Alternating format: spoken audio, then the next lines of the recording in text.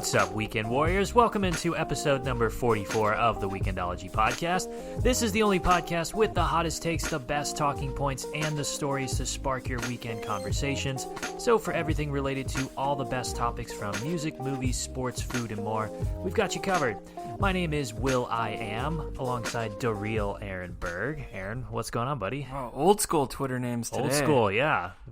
My Twitter name was Will I Am at one point. And really? It was, yes. How I long changed have you had it. Twitter? Since 2008, so okay. 12 years. I think it's been that long. You must have gotten it. I thought we got it in college together. Maybe you deleted it and you got it back. When did it come out? Maybe it was 2010 then we got it. It came out around... I got mine in 2012, according to Twitter. Oh, I don't know. Maybe I'll check. Maybe it was a long time maybe ago. You're lying so to me. I don't know. Maybe it is. If you've followed me since the real Aaron Berg. The real Aaron Berg days, you're a real one, and I'm proud of you. Just know that. Oh, well, I am an OG Twitter user, I think. Probably. You're one of the first? One of the first. No, if you were one of the first, you could have had... Well, you could have claimed Will I Am. I should have. Before Will I Am claimed it. Well... hindsight's 2020. Hey, you got William Deichley. No, exactly. I mean, you're the first one to claim that. So, well, that's very true. Well, we want to thank all of our returning listeners for joining us again this week. And if you're new to the show, welcome. The show is all about changing, improving, and making things better as we cover all the best topics from around the pop culture and the sports world.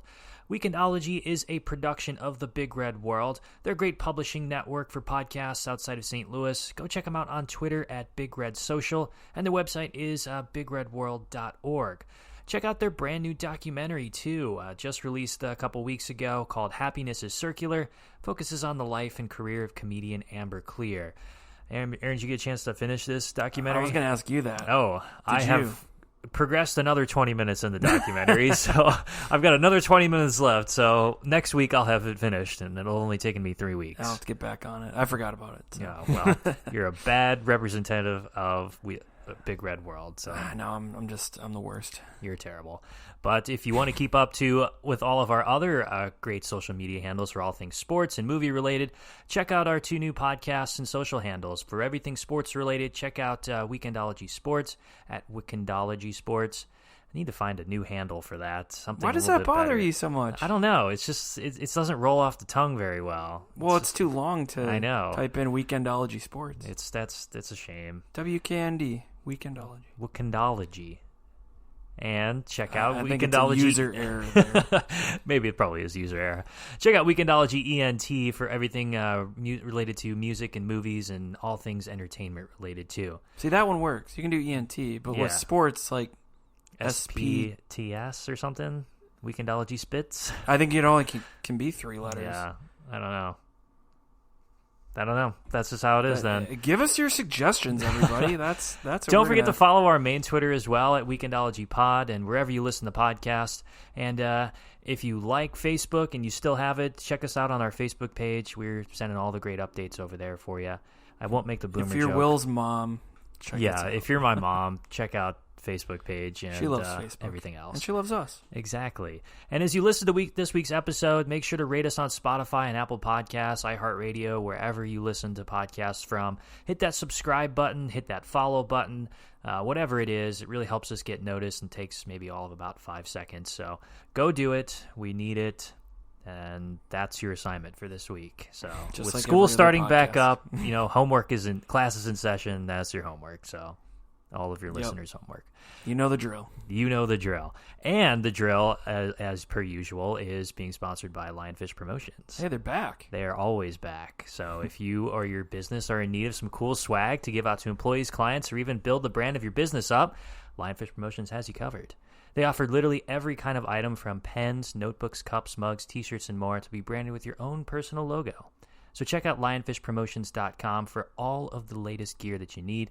Use the code WEEKEND for 10% off of your first purchase. Did you use Lionfish on that nice, cool Yeti you got over there? I did not. Oh, you blew it. I probably should get a little cool Lionfish logo on a Yeti cup. So there you go. You can do that, actually. You can go to Lionfish right now, get a Yeti cup, and have it branded with your company name or whatever. Well, now you can just use that sponsorship and use Weekendology to get 10% off. Exactly. And get another Yeti and put that on there. It's kind of undercutting Yeti's business too. I mean, they're doing all right, and you bought a Yeti, so I mean, yeah, we're also I supported them. Unofficial sponsor Yeti. Yeah. There you go. If Yeti wants to partner with us, they have a cool podcast that's out too, so check them out. What is it about? So yeah, before we started, you were telling me about they had a podcast. What's it about exactly? Coolers? No, it's not about coolers. This week in thermoses. It's literally about like outdoor life. So this dude, it sometimes Bear is a Grylls different on it? guy. What? Bear Grylls on it? No, it's not Bear Grylls. At least I don't think it They don't is. have them on it though. I don't. Maybe they guest? do. Maybe on one episode they do. But the episodes that I listen to is just things that they do out in outdoor life. So one was about fly fishing. One was about hiking. Like one dude hiked the Andes Mountains. So they have guests that talk about Yeah, and life. it's like the host is actually really active on like outdoor lifestyles and stuff like that. So he basically lives the Yeti brand in the podcast. So he takes it very true to heart. I like it. Yeah. Live by example. Check out the Yeti They better podcast. get Bear Grylls on there, though. I'm not going to listen until they do that. Okay, well, I'll be deal. sure to make sure to let them know that. It's a deal, Yeti. You heard me. So let's move on to what are we watching, or our pick of the week, Aaron. The Yeti podcast doesn't count. I wasn't going to pick that as our podcast choice of the week, but it can be. But my podcast pick of the week is the Weekly Planet podcast. You might remember these guys from a long car trip we've had, but they talk about comics, movies, Yes. TV shows, something a little bit similar The to... British guys, right? they're Australian, yeah. Australian, So okay. Yeah. They're just two guys. Their doing- ancestors are British. Their British ancestors are criminals. British, yes. But they really are up to date on everything comic book, movie related, lots of TV shows, pretty much, finger on the pulse, so to speak. So check them out. Weekly Planet podcast. Yeah. What's your pick of the week, Aaron? My pick of the week. We're doing podcasts? Podcasts, movies, anything you're watching, listening to. You know what I'm watching? More sports Selling documentaries. Sunset. Oh, really? Shout out Oh, to man. Selling Sunset, everybody. Oh, boy. That is a great, trashy reality show on Netflix. Well, Featuring a future guest of Weekendology, Heather Ray Young. Oh, Heather, if you want to come on to the show, we'd be more than happy to. You can join a long list of illustrious guests with Talia Paris and Allie Rose and everybody else. And all the other ones. And all the other ones. But, so that cool. Nice pick of the week. I like that. Yeah, it was great. I've started from square one after you kindly showed me a show. Hey, it wasn't me. It was my girlfriend. So. Well, there you go. Well, hey, that works. There you go. And then starting from the top, and watching it. Tay Diggs is in the show. That's kind of cool. He is, yes. All I could think about was Malibu's Most Wanted. Well, And the scene where he's like, I went to Juilliard for Christ's sake. Oh, and is then that how Anthony it is? Anderson says, I went to Pasadena's Playhouse. I like how it shows focus on these crazy multi-million-dollar homes, but it's just all about the drama. It's like real. Oh, of it's like course, Real yeah. Housewives mixed with House Hunters, super billionaire style. You get to think about how poor you are and how you wish you had that life, and then you see how all of the women act, except Heather Ray Young because she's the goat. She's And you're like, yeah, I'm good. I don't need this stuff if it comes with that kind of baggage. The guys too. The guys are dramatic as well. It's just drama all around. So Well, check it's it out. Trashy reality. So yeah, check out Selling Sunset then, and check out the Weekly Planet podcast. All great stuff. Listen to it while you watch. All right, so Aaron, on to the show now. Do you know what's coming soon? It's probably the most wonderful time of the year coming up very soon. Fall. Well, that too, but Football season. no, football's canceled this year. Not College football Not is the Big canceled. 12. Oh, yeah. TCU, baby. Not what I had in mind. I was thinking of the next generation of video game consoles, Aaron. I know. You're shocked. You're so excited. Isn't that November? It is Christmas time this year. Oh, dude, that's not coming up. It's August. That's 4 months away. The most wonderful time of the year. It's You made it sound like it was right consoles. around the corner. It is right around the corner. Who knows what could happen between now and then? So you can write Santa right now because it takes a while to get to the I've North already Pole, written so. Santa 6 months ago. So You're on top. if my mom's listening to this podcast, that's all I want for Christmas is a PlayStation 5. So dropping hints now. Make it happen, Mom. And a game. Throw in a game too. Exactly. He was a good boy this year. So with the line between video games and reality blurring now more than ever, and with next-gen consoles kind of on the horizon, not maybe coming too soon, but coming soon-ish. Yeah, is this your version of On the Horizon? Yes. So that's like 3 years. No, it's 4 months away, Aaron. The video game industry is a multi-billion-dollar area. So we thought we'd, use our topic for today's episode to talk about what does the future of the video game industry hold and regale our top picks of what we think could happen. So are you ready, Aaron? I'm ready. You better be Strapped ready. in. Let's go. All right, let's do it.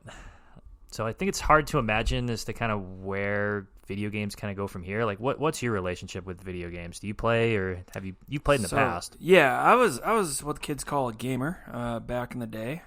Back in the Xbox One days.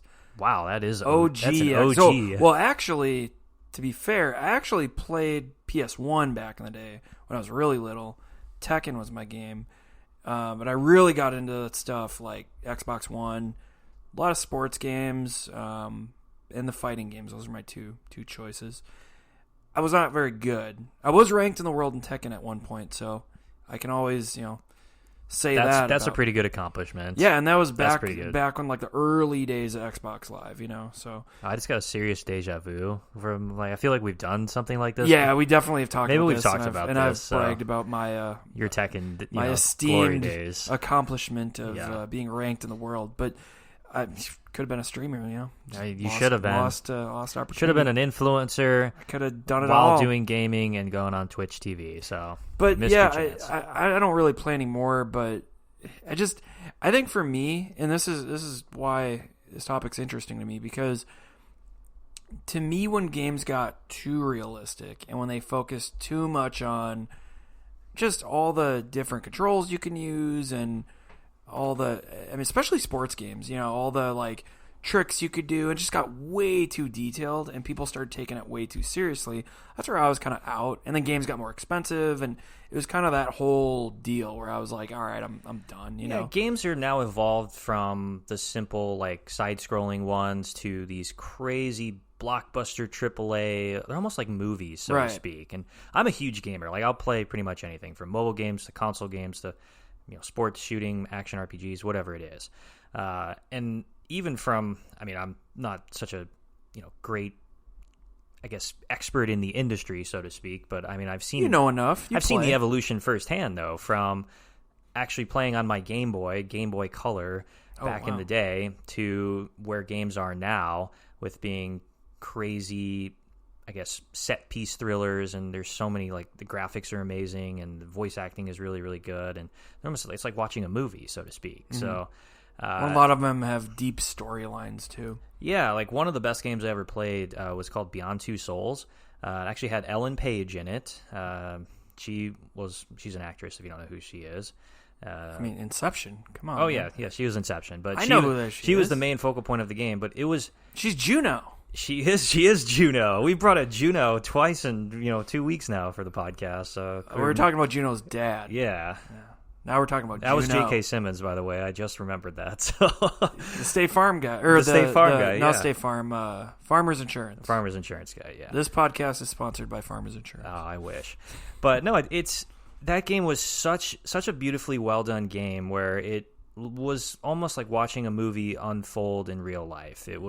I got to be a part of that, and there wasn't a whole lot of gameplay. It was a lot of choices here and there, but you still got to play the game. But I had to keep going because I had to see how the story enveloped. So there's many of the games are like that now, where they're very story-driven, character-driven, focused on that with crazy other set pieces and action thrown in. So, and I think with like Xbox X and the PlayStation 5 coming out soon, games are really going to be pushed to their limits in terms of graphics and what gamers' expectations want, and so on and so forth. So, do you follow any of the next gen consoles or aware of what's happening? Other than like what I see on advertisements, I'm pretty out of the loop. So I don't. But I will say the thing I've noticed is when I do see them now, or I see someone else playing them, or see the commercial. And this is another reason why I'm not really back into the whole gaming world, because for as much as these games cost, it just seems like they're not developing as quick. Like, so I take Madden, for example. You look at Madden 5 years ago, in my untrained eye, the gameplay isn't that much different. It's pretty much the same game. The graphics get a little better, but we're getting to the point now where I think there was such a big jump in like the mid 2000s because, especially when like the 360 came out. Right. You know, graphics are so good. I remember I was a big 2K guy back in the day, back before 2K really blew up because NBA Live was still around at the time. And I remember seeing the commercial. He had Dwayne Wade in it, and you could see his sweat. And it was just incredible. I remember that too, yeah. Yeah, and it was like, wow. Like, and Fight Night was a game I loved too. Yep. The graphics are just amazing, and the feel for the game, and it just, the controller would vibrate, when things would happen. When you could just demo the games at Target or Yeah, Walmart right. or stuff, and you're like, whoa, this is so cool. Yeah, and so you could really, you saw that huge jump. You could look at a character in the game, Dwayne Wade, or even the bench players, and you could tell who it was. It wasn't like back in the day, like the late 90s, maybe they would work on the faces for the starting lineup, but then the bench players, they all look the same. That's true, yeah. Now, then you could put bench players in there, and they would look, every tattoo was right, all the faces right, their facial expressions are correct. They would do, like, if a player was more... had a certain style, they would copy that. You could tell it was them in the game. And I think with those games, like the sports games, Madden or FIFA or NHL, whatever it is the same game. It's going to be the same game. I mean, it's just reskinned over with... There's less you can do. I mean, Right. Once you've made that jump, okay, what's the next jump? And I think now we've gotten to the point where they have to make these games more in-depth with like a storyline, or I know the sports games are doing a lot of the... like the career mode and stuff is involved in that. But I think that's why you get those games every year as opposed to some games like the really big budget titles like Uncharted or The Last of Us or certain games like that where they're like the tentpole attractions for each console, or even the Halo games too. Those take 3, 4, sometimes 5 years of development before it comes out. So the last the last game for The Last of Us. That's what I was trying to say. Got tongue twisted there. That game was in development for about 5 years before it finally got released this year. Mm-hmm. But it's such a big game, and there's so many different elements involved with it that, I mean, it's 100 gigabytes to download onto the console. Like, that's huge when you compare. Most games are like 20, 30 gigabytes as well. So that game took 5 years, and that's such a great game, as opposed to maybe the sports games that take, I don't know, a year to develop. I mean, they're just constantly churning them out. Yeah, and I feel like the sports games too, they can kind of copy whatever last year's was, just update the rosters and maybe change a couple features. But the thing I think that these other games, like The Last of Us or any of those, that look more original, they're going to run into like what we talked about with the movies, where you're going to play the game and think this is just like this other game.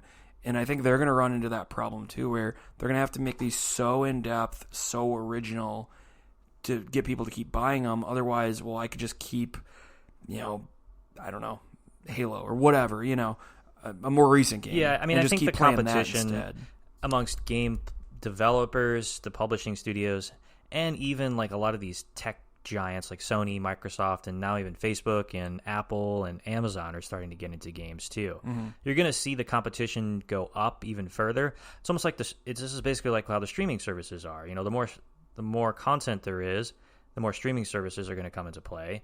And that's Xbox did. I mean, Microsoft did it with Xbox. I think you had like Nintendo kind of dominating the market, and then Sony came along with PlayStation. That kind of was neck and neck. And then Microsoft came out in the 2000s with Xbox, and that really kind of booted Nintendo out. I know Nintendo's huge, and I know they have a lot of other options, but I mean, in terms of like straight consoles, like it was Xbox, PlayStation, neck and neck. And I think it's always been Sony versus Microsoft, right? For but now that's console wars. I really think that's going to change. I think I'll say Amazon. I'll give them credit. I think I gave them credit for buying Netflix not too long ago. I think you did. No, you said Disney was going to buy Netflix. So. Okay. Well, I'll give Amazon the credit this week then. Okay. I mean, why not? They have so much money, and I think it's the same type of vision that like Bill Gates had at the time, but now he's out of the picture. I think you'll start seeing that too, because as Facebook and Amazon and Apple start getting into more of like they're starting into mobile gaming,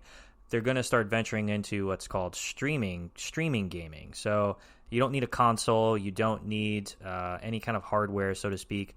There's one thing that you download from the internet. You can use any kind of regular controller and then stream games online. So you don't download anything. Google Stadia did this earlier, a couple years ago. It was probably earlier this year and the end of last year, where you buy it's like a Roku stick, and you buy their controller, and then all of the games are streamed through the internet. So you don't have to download anything. You don't have to, buy any additional games. You just pay for a subscription service each month, and then you get, I don't know, X amount of downloads or X amount of games you're allowed to play, so on and so forth. So it's kind of like it puts them on a flash drive? Well, it's a cloud-based service, so it's exactly how Netflix runs, except it's for video games. And so that's a big part of what I think the future of these is going to be is, like the Google Stadia, there's not going to be too many consoles going around. It's all going to be completely virtual. So you might not even buy an Xbox in the future. All those years of having the red ring of death on my Xbox.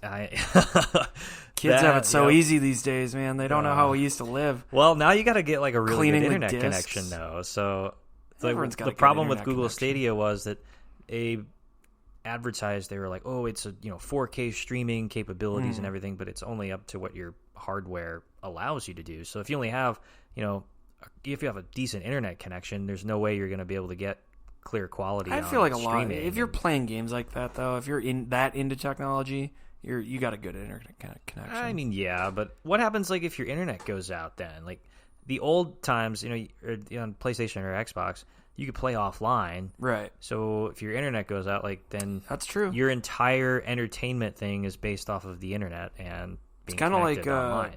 It's kind of like TV, streaming TV, having that as an option. Yeah, and I think what you'll see is a lot of that kind of Netflix interface come for. Amazon will have their own gaming streaming platform now. Yep, they're all going to get on it now. So will Apple, and so will Facebook, and then, I don't know, Disney will probably come in and be like, here's all of our Disney games and everything. Do you think this is a good thing? Are you on board with this? I'm kind of split on it because, one, I like having... I don't know. I like having like a physical thing to have. I get it's really convenient. You're like an old person who reads the newspaper. Like, I can't read on a tablet or my phone. I need a newspaper. I need to hold it. Turn the pages. I need to hold it in my hand. Feel the black and white ink that's on my you, fingers. Man. That's you. That's kind of me. I mean, I really. I think it's just because that's how we grew up. Yeah. Like we're still from that era of pop the disc in and. Let's go. Pop the disc in and let's do it. No, I think it's a good thing. It's tough, because a lot of these game publishers are getting complacent with putting out really bad quality games. Like EA does this. Nothing against EA. They make some great games, but they also make some really crappy games. They did this with like a lot of games that they put out are unfinished or the servers are really bad. That's why they lost NBA Live, because it started sucking. Yeah. And then 2K was like, hey, which 2K was way better than NBA Live for a while. Mm-hmm. NBA Live, I loved 2005 with Melo on the cover. Great game. After that, they're all bad. And then 2K came in and just kicked their butt. Now it's like, look at 2K. Because they put in so much more work and detail, and they did the whole... that story mode deal, and like they were the ones who really took it to the next level. Whereas I think EA coasted, and to me, I mean not they just with that rely franchise. on kind of reskinning the same game and putting it out year after year. And don't you think because they're so big, they're just kind of like, we're EA, we put out all these huge titles, we can get away with it.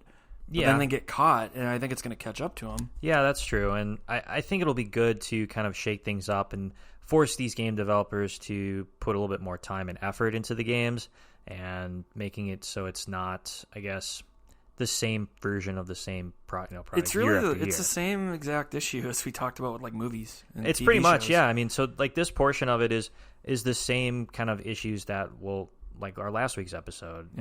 Check that episode out too, but. I think it'll probably be difficult because it's not like Amazon's going to come in and start making AAA titles and outsell the latest Spider-Man game or the latest. You really got to earn it in the video game world. You got to prove why you're better. And some studios have a better reputation. Like Naughty Dog is the ones who do the Uncharted series. They do the Last of Us series. Like some of the best video game titles ever created.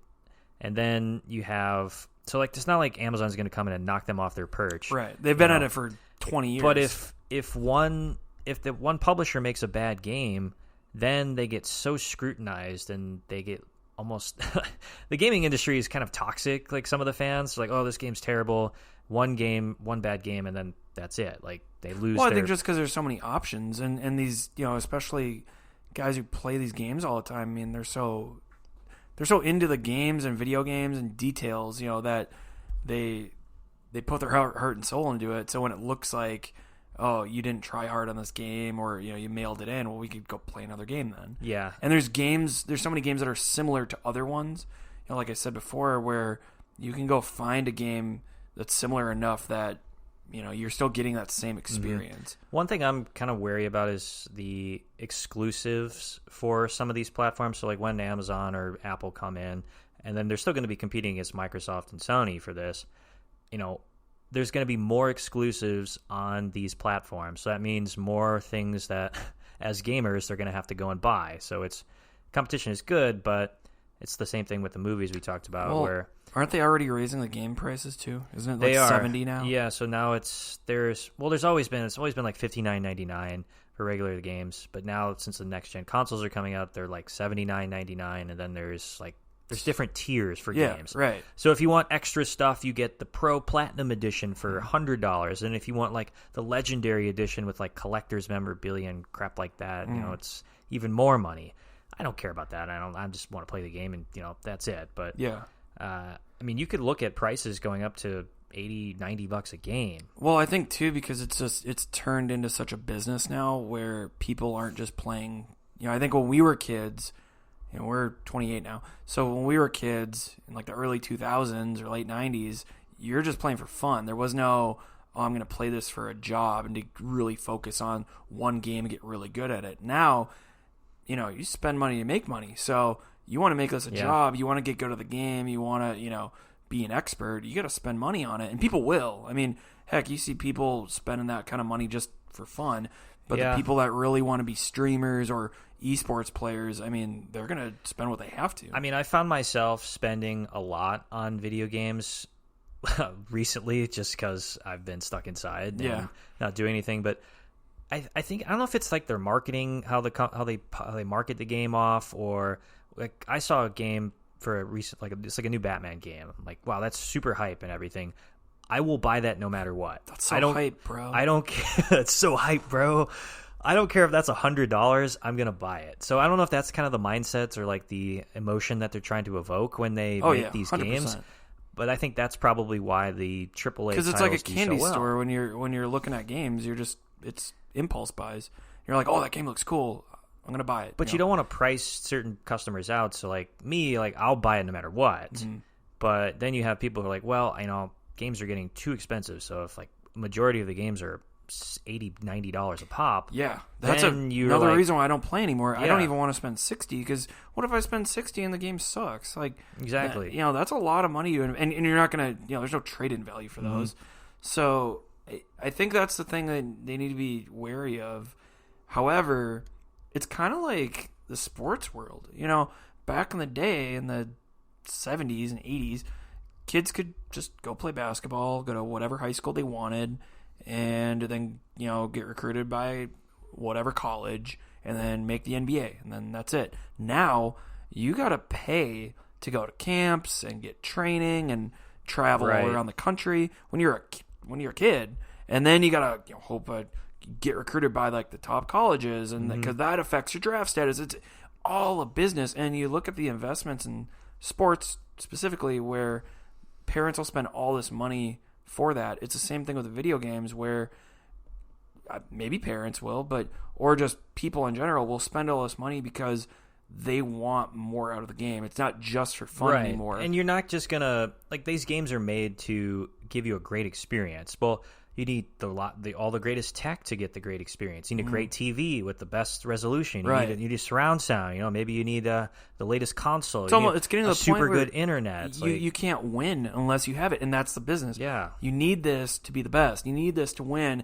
You need this to enjoy yourself. And then they're going to push these. So I do think they're going to price people out. People like me and maybe you they'll price us out, but they don't care about us because it's going to be made up with the crazy people like Ninja and like the streamers, who are like, hey, I'll spend whatever it takes to make me good at this game, or because I'm so competitive and I love this game so much, that's the only way I'll have fun. Yeah, and it's not like technology is going to falter or anything. I mean, it's only going to keep going up. We've seen the massive advancements from graphics where I literally saw a trailer to a game and it looked like it was a scenic like drone shot of New Zealand or something. Like It was beautiful, but I was like, wait, that's computer rendered and everything? Like that's CG within the game itself? And I couldn't tell the difference. So I think you're going to start getting that more, and as games get more immersive, you're going to start probably see a little bit more virtual reality or AI get into the games. Have you ever done like the Oculus Rift or like the VR goggles or anything like that? No, I haven't. I've wanted to. It looks pretty cool. They're pretty. It looks hilarious when you watch someone else do it. It's pretty trippy. So I tested one out at Blockbuster. Back in the 90s. Hey, there is one left. There is one. You can rent it out as an Airbnb now. Oh, well, that's a trip down Oregon. memory lane. But no, it was a Best Buy, which I guess Best Buy is still kind of old school. But that's probably right behind Blockbuster now. It's going to be I tried it out though. It was really cool. I mean, VR has such a long way to go before it's fully integrated into games, but it's getting there, I think. And I was just in like a nature walk or something, but you put the giant goggles on or whatever, and you like a bird flies up and it like lands on your shoulder, and you look around and you're like, wow, that's literally right there. Or you see, I don't know, like an elephant walk by, and it literally feels like the elephant is like, I don't know, 2 feet from you. Like you can touch it. Yeah, you can reach out and touch it. And that's what I did. I was like, wait, what? And everyone's like, what are you doing? But I think that's probably... I'm just picturing you like knocking stuff over, like. Well, there's videos of people walking around doing the that. store. So there's a funny video of this guy. He's going on like a roller coaster VR one, and somebody pushes him right when he's ready to like go down, and he literally freaks out. Oh yeah, and he's like flops over in the store and like knocks down some shelves and everything. He's like screaming. He's like, ah! Oh man. And so like that's how immersive even like the baseline VR can be. So imagine how much it's going to be going forward in the future. I mean, think of how cool if you look at like the smell-o-vision, or you could smell certain things, or you can feel the wind, or I don't know, stuff like that. I think it'd be cool, but it makes me wonder how trendy that is, because I think about like the Wii. When that came out, people thought that was so cool because like you just held the nunchucks and you just you could bowl, or you could actually like move like you were playing tennis, and those sort of things. And it was like, and then the Xbox Kinect came out after that, and just all these things started coming out where it was kind of like VR before it, right? But I feel like it didn't completely catch on, and it's still that traditional video game play is still preferred to this day. And so I feel like it's cool, and some people will buy it, but especially for how much it costs. Yeah. And just, I think some people don't want to be 100% immersed. You think about it, you buy it, and it's kind of like the TVs that came out too, where you could wear the goggles, and those true. Are cool. Some people got into it, but like you don't see everybody and their brother doing that now because like it's kind of a special thing for that time. It is very niche. Like, and I don't see. I think it'll stick around, and especially if graphics improve, I think it'll always be around as an option, but I don't think it'll 100% catch on. I think everyone will still want the old school, hold the controller and just play. Yeah, I mean, I think that'll still probably be around for a couple number of years. I mean, a lot of things are holding VR back, probably the cost, like you said. I mean, the goggles and stuff and the tech to get it is like $1,000, $1,500 or something. It's way too expensive, and the headset itself is way too bulky and cumbersome. Like, yeah, it just seems like a lot of effort. Yeah, I mean, it almost feels like you're putting like a space helmet on or something. It's really, really weird. And isn't that what he did heavy in the movie Her? Isn't that when they showed him playing the video game? He was like fully in it. Yeah, like it was putting himself in the game. Yeah, it was like holograms like all around the room or something, which was actually really cool. And I probably would say that's a logical next step for maybe VR or video games to go. Is like, but I don't think totally comes into the room. Everyone wouldn't want that. It's like I want to separate myself a little bit from the real world. I mean, if you have like your significant other or kids or whatever, and in the room or something, like it's not like you can make the entire room or whatever your game. Turn that off, Aaron. Put it away. I'm bringing you all into the game. Play that damn game. It's gonna rot your brain or something. Like, no, I agree with you. I mean, like, I don't think not everybody is gonna want that. It just seems very era specific. I feel like 10, 20 years from now, it's like I said. I think it'll always be around as an option, but I feel like people will be like, oh yeah, I remember when that came out in the. Well, one of the things that's cool is it's not virtual reality, but it's augmented reality. Mm-hmm. So, example, Pokemon Go is very much based off of playing a game, but you're like the only person that plays Pokemon Go. No, I'm not. I'm sure there's millions of other people playing it. I remember when everyone was playing that, and they were like getting hit by cars because they're crossing the street looking at their phone. But I feel like you're the only person I know that I know. I enjoy it. It helps me get out, gets exercise and stuff too. But it does. Gets exercise. You're definitely a person that get hit by a car playing that. I would never get hit by a car.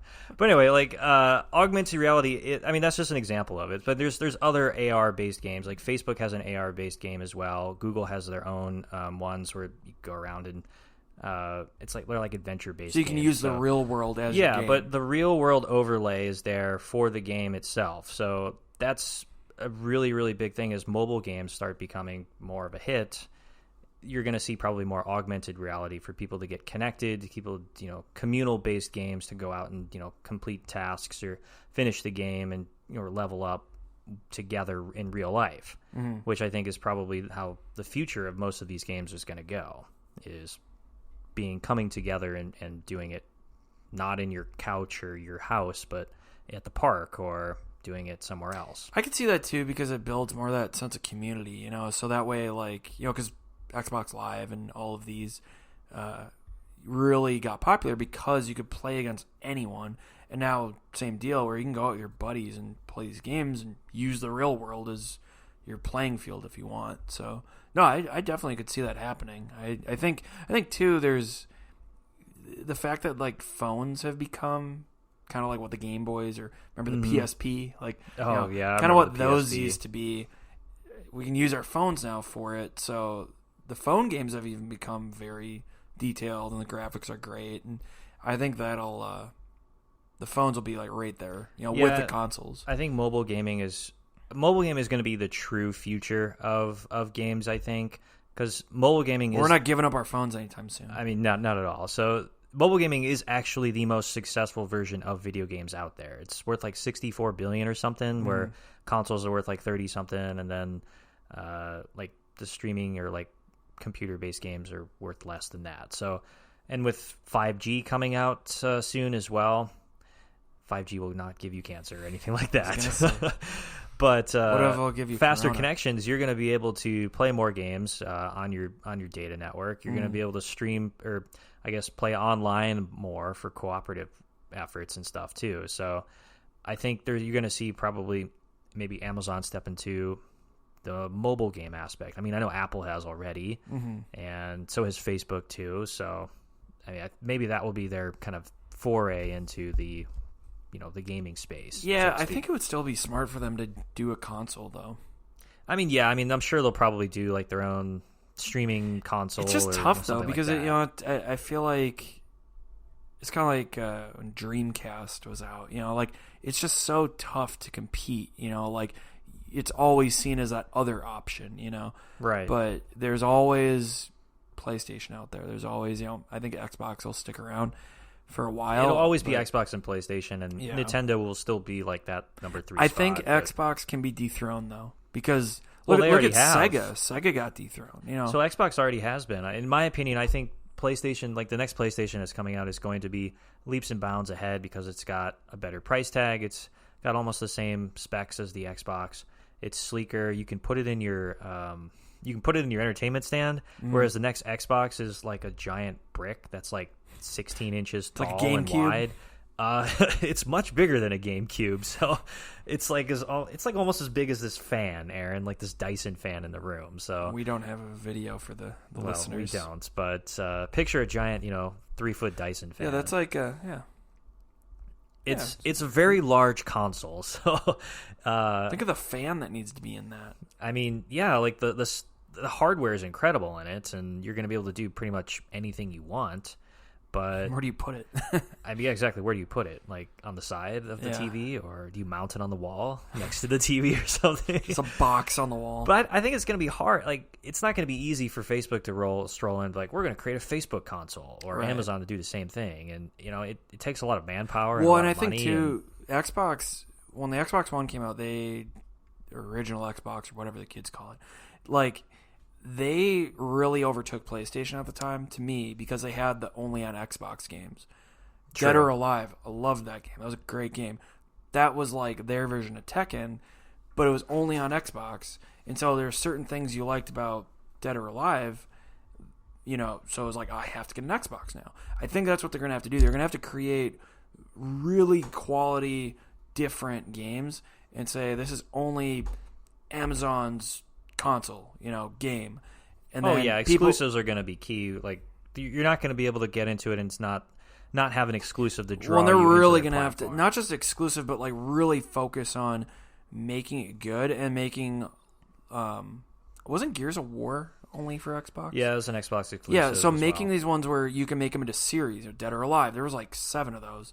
And they had the volleyball one too. That was a fun one too. That was a good one. Yeah, but like they have series where they can keep doing it. It's not just, we had a really good game and that's it. It can hook people, so then that way they can keep buying it. Yeah, I mean, it takes a lot to create a game and to keep it running. I mean, usually the life cycle of a game is, 4 or 5 years. If you have online servers, they keep that going for a couple number of years afterwards. So you still have to keep patching the game, releasing updates, sometimes releasing new content with it as well. And it's not like you can just throw anything together and, it's like, here you go. Like, consumers are not going to buy that. Like, gamers are pretty savvy. They're going to be like, this game sucks, and word travels around fast. So, like, if I didn't buy a game, I was really looking forward to this game called Days Gone. It was like a zombie survival horror-based game. The trailers looked awesome. I read a review. It said it wasn't very good. So I read another review. It said it was mediocre. So I read, like, a handful of pretty, top reviews, and they said, don't buy it. It's not worth the money. So I didn't buy it. And I think that's probably how it's going to go from now on, is word of mouth is so key to it that... Now G4 is coming back. G4 is coming back. So they're going to be giving all the reviews My for boy people. Adam Sessler and Olivia Munn are coming back. I'm really excited for that. That's crazy Olivia Munn's in that. I know. Sarah Jean Underwood was in it for a while, too. So. Hey, shout out Sarah Jean Underwood, future guest of the Weekendology podcast. We'd love to have Sarah Jean Underwood on as well. But, we're a sports and music and movies change podcast / Playboy Playmate podcast. / Playboy Playmate, yeah. But I think I like that G4 is coming back. I think probably a big element is the gaming networks thing. So G4, a lot of shows based on video game reviews or tips, tricks, and stuff like that. IGN is a big one too. Actually, I like IGN. I mean, they break a whole lot of movies and TV and stuff too, but they started off in video games. Same with Nerdist.com as well. They all spawned off of the G4. So Kevin Pereira was the one who started Nerdist.com. He was part of G4 back in the day and was part of IGN and all that kind of stuff. So what's the main company? IGN is the main company. IGN, and then they have G4 and they have Nerdist and they have all. Yeah, I've heard those are all like different offshoots and everything. Okay. So, but the games network are probably. Why did that go away? Like for a little bit. It just games lost a lot of popularity, kind of like 2010-ish. Like games weren't that good, so that's when I stopped playing. They're bringing it back now. There's a big theme of bringing like vintage things back. Yeah. Even remaking old games into like next gen console titles. Like I would love to have one of those original consoles, like the Xbox N64 One. or something. Or... No, not that old, but I think the original Xbox, just because like that was my childhood. That's when I really got into games. But I'd love to have those back. My favorite game of all time is NBA Ballers. That was such a great game. I love that game, man. That would bring it back. Just redo it. Have the same players. Right. Like, what game can you play where you can play as Darius Miles? I don't know. None. And no other game. No other game. No other game. That game was awesome. You ever play Hydro Thunder back in the day? Never heard of it. It was like the shooting game? It was like a boat racing game. Oh. But it was really big at like Dave and Buster's or places where you can go, like the giant arcade games. But you also play like Xbox, or it was on Xbox and like N64 and early PlayStations. But that was like one of the most nostalgic games ever. Just Hydro Thunder. So it was like speedboats? Yeah, it's like speedboats, and it's kind of like the car racing ones, like Need for Speed or stuff like that. But best soundtrack in any game, Need for Speed Underground. I would probably. Well, I don't know about any. You got game, Story of the Year and T.I. and Lil Jon and the East Side Boys all in the same game. Favorite for you then? Again, best what game are you going to get that? None. Probably none. But the opening song is "Get Low" by Lil Jon and the East Side Boys. Dang, I might have to go back and replay that game then. Yep. I did have a really cool car in that game though. It was Aston Martin. It was like chrome. It's like super futuristic, real looking. It was pretty badass. I had it tricked out and everything. It was cool. It's just an amazing game. I just hope that the nostalgia for these gamers doesn't come back, and because like people love like the '90s and early 2000s. Like, like Mario and all that kind of stuff. But you're seeing, like, I think you'll probably see a lot of more of like the merchandising aspect of it, like spin-offs of certain games, went to toys and TV shows and even movies. Like, you ever watch a movie based off of a video game? I don't think I have. You ever seen like Resident Evil or Tomb Raider or anything like that? I've never seen any of those. No. What about the new Sonic movie that came out? I never saw that either. My girl Lacey Sturm has a song in the Resident Evil movie. Oh, really? Yeah. Which one is it? Yeah, you're quizzing me now. Oh, I'm the I'm newest, curious, the newest one. It's got a werewolf in it. That's all I know. I don't know. That could be any Resident Evil game. You gotta watch them all, and then you'll hear it. But no, I've never seen any of those. Those movies are always bad, though. Like the Sonic one had good reviews with Jim Carrey. Jim Carrey was. Did you see it? No, I didn't see it. See, you gotta watch it. I've never seen it, but hey, the critics liked it surprisingly. You ever see the Assassin's Creed movie? Nope. Oh. I don't, dude. I'm telling you, I don't think I've. Tomb Raider. There's Pac-Man. There's Mario. You ever seen Pixels? Yes, that's the one I was thinking of. Isn't that is that Adam the one? Sandler? Yeah, yeah. And it's basically like grown-ups just with video games. Kevin James is in it too, and all the grown-ups guys. You know, Rob Schneider's in that movie. I've never seen the movie, but you know he's in it. Who's the Ken Watanabe? I think is in it too, or somehow out of nowhere. Oh my God, he's coming, and it's like Godzilla, but it's Pac-Man. It's the dumbest movie of all time, and it's so bad. You were gonna say Godzilla. Gojira. Oh man. So yeah, I think that's probably that happened. So I'm racking my brain. I've never seen a movie based on video games. No. I watch great movies then, don't I? You must watch a lot of great movies, Aaron. I only watch the best that TV and movies have to offer. Well, like Selling Sunset. You're not like Selling Sunset. So yeah. What else? What else is going to happen in the future of games, Aaron? You got any other thoughts? My prediction here, me being Nostradamus. What's going to happen? She was wrong in the end. What's going to happen before 2020, Aaron? Before 2020? Before 2020 is over. Tell me my future. So, games aren't going to change that much. I think we're going to keep. I do think Amazon and Facebook and these companies like that will start throwing out consoles there. I think one of them, I'm going to pick one, will get into the fold and overtake Xbox eventually, and it'll be whatever the new one is and PlayStation. This is like 10, maybe 20 years down the road, though.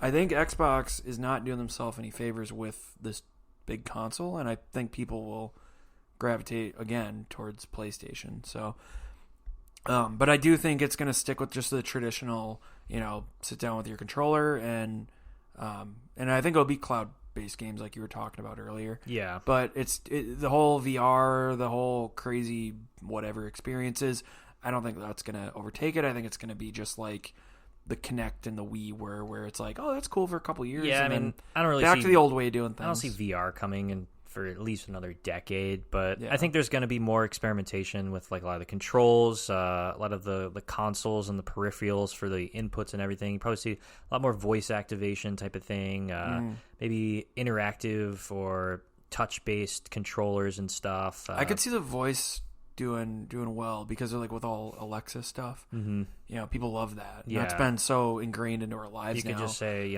PlayStation, turn on, and right. then play this, or just for controls. Yeah, I think it could become where it's like, okay, do this, playing Call of Duty.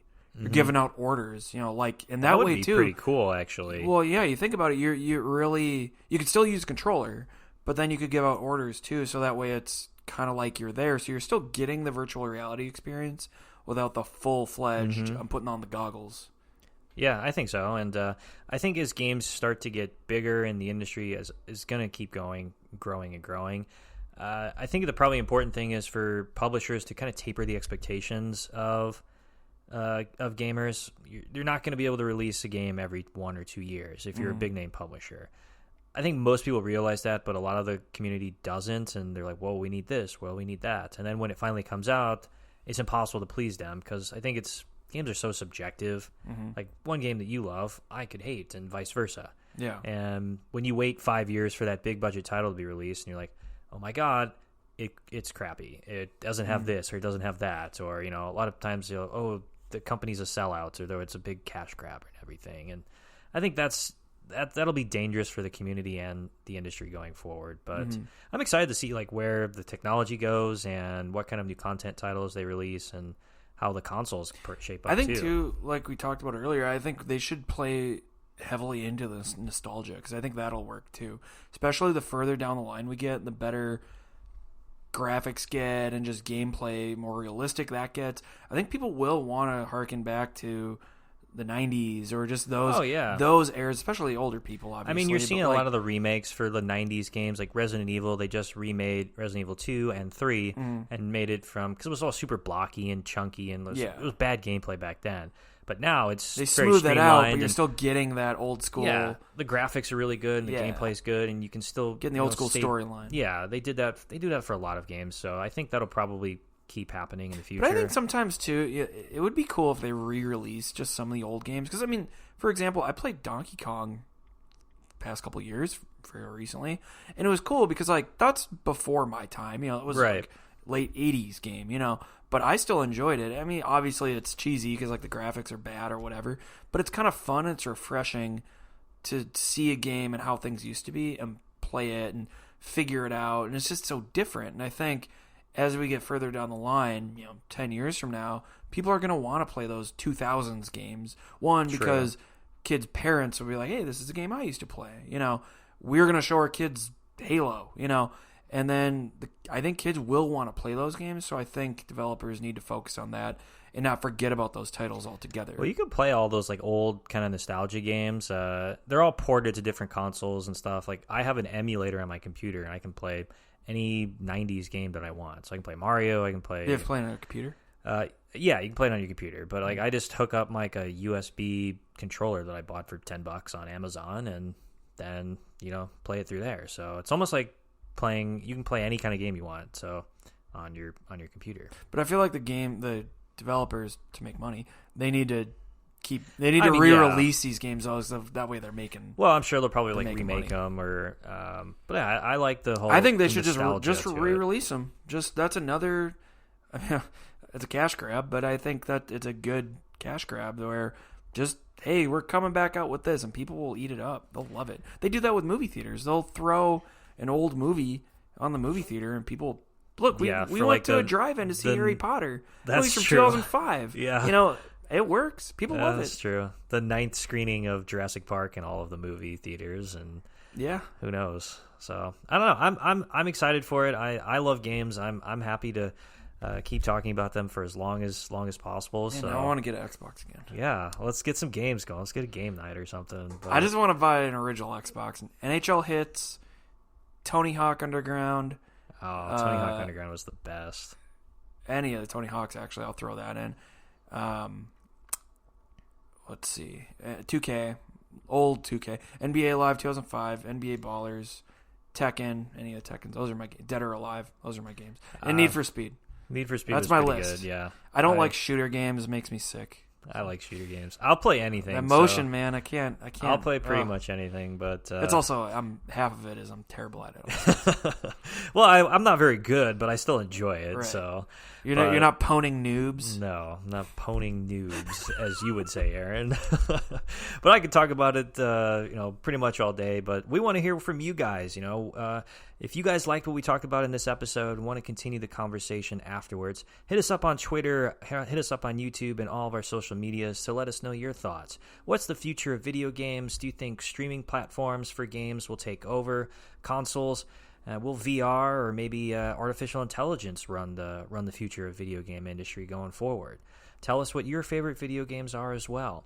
Check us out on Twitter at Weekendology Pod. We're on Weekendology Sports at Weekendology Sports. And Weekendology Entertainment at Weekendology ENT. Check us out on YouTube at Weekendology Podcast, on Facebook. Don't forget to check out The Big Red World, where they have their new documentary, Happiness is Circular, by Amber Clear. That's streaming on their website and all of their social channels right now. Any other closing thoughts before we end here, Aaron? Closing thoughts. I'm looking up the Resident Evil movie. Which one it is here? Shoot, I couldn't find it in time before you. Oh, I was trying to find it. Next episode. Hey, check us out next week where I get to announce which Resident Evil you should watch to hear Lacey Sturm's song. That is exactly what's going to happen. That's my closing thought. The intro. So also NBA Ballers, if you can still play that game, you get to see John Stockton do some hilarious gangster movements. Oh wow! I wish we got to get on video, man, because I could do where he hits a shot and he's doing one of these, or he's doing it's like the gangster lean. Oh, he's doing the lean back. John Stockton would never do that in real life. No, not the whitest dad out there. But that's why that game is good. Yeah. Well, subscribe to us then if you want to see Aaron do that, or hear what game the Lacey Sturm's song is in. And you guys blew it. You didn't follow our other social media handles, so we're not doing the WAP dance for you on video. No WAP dance. You missed your chance. Yeah, no WAP dance. But check us out on Twitter. We're on Facebook. We're on YouTube. Wherever you listen to podcasts as well. We've got new episodes every Friday. So until then, enjoy the weekend. We'll see you guys then.